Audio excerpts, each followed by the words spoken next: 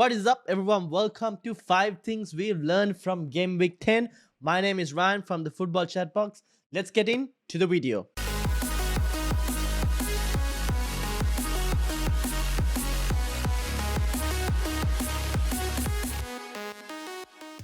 In number 1, Liverpool slump continues. Now, Liverpool not looking good.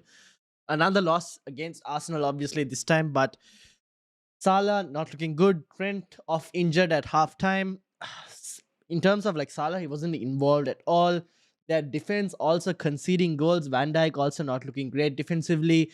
There's a huge gap between defense, midfield, and attack. Even with the new formation they tried, the only one who looked good was probably um, Firmino, Nunes, and Diaz while he was on the pitch.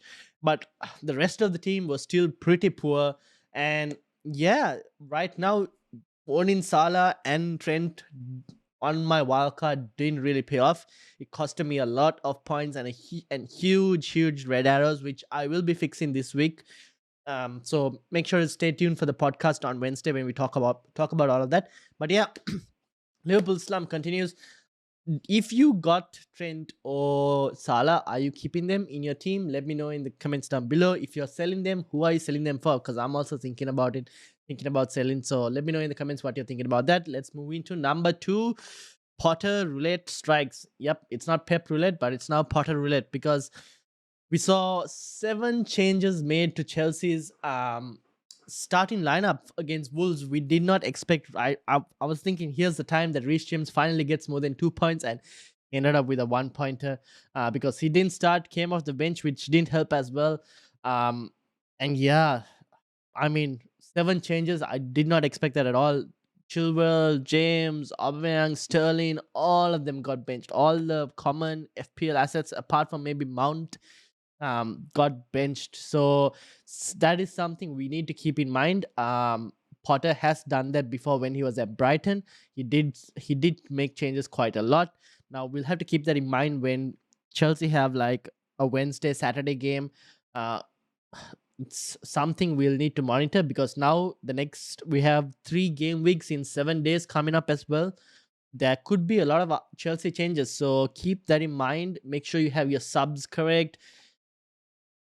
The time is ticking for Reece James and maybe Chelsea defensive assets. I might even probably look to get rid of Reece James in game week 13.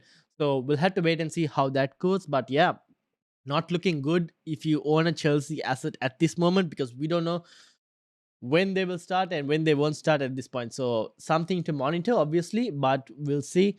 With regards to Champions League, I think Chelsea will still continue to play a strong team, mainly because Potter has said he doesn't really know the teams in the Champions League that well compared to the Premier League. The Premier League, he knows the strengths and weaknesses of the teams, so he might rotate more in the Premier League, and you might see a stronger team in the Champions League for Chelsea. So that's not good news for FPL managers, but it is what it is. That's number 2.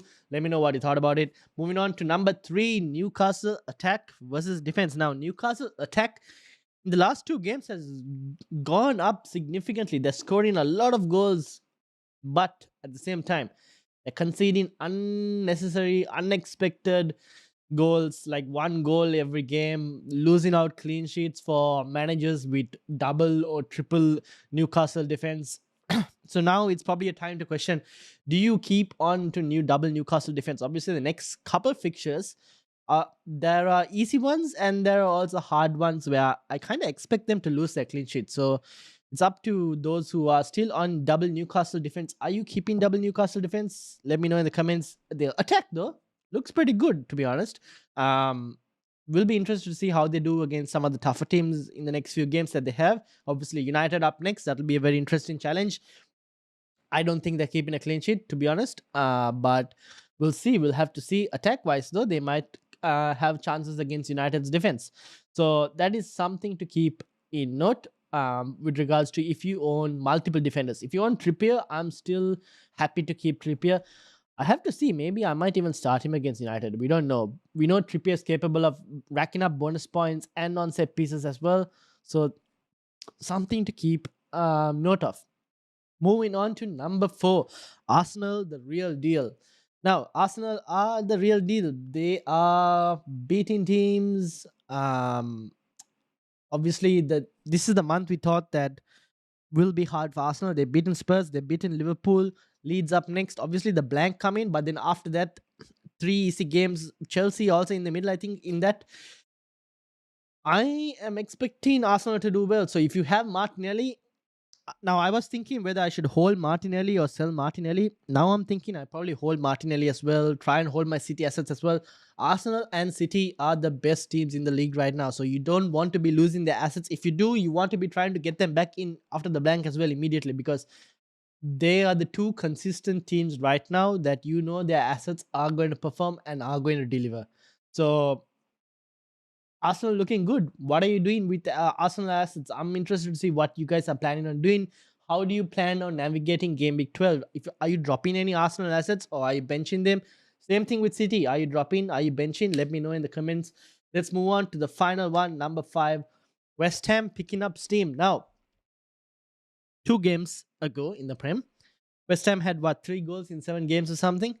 Now they've scored about 5 goals, I think, if I'm not mistaken, in the last 2 games. They've picked up their attacking returns, and Bowen is also picking up points. Now, Bowen's another good player in the 8 million price bracket. Obviously, Game 12, they face Liverpool, but the way Liverpool are defending, I think Bowen can get something. Skamaka can get something. He obviously scored a goal against Fulham, scored one on the Conference League as well. So those two are really good options right now if you wanted to pick up one of them.